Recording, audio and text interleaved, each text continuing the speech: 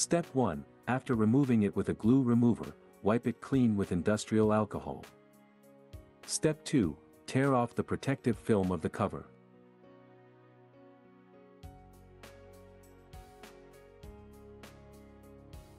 Step 3. Drop a little alcohol on both sides of the OCA to prevent foaming.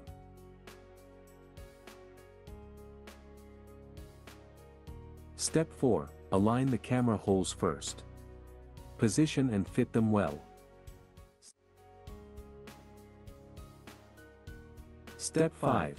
Place your hands on both sides and do not touch the middle of the LCD.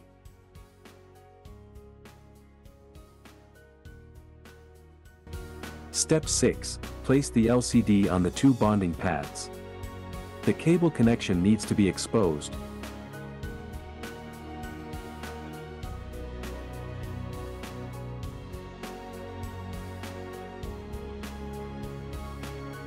Step 7. Fitting and removing bubbles. Fitting time is 30 seconds and defoaming for 5 minutes. Step 8. Fitting is completed.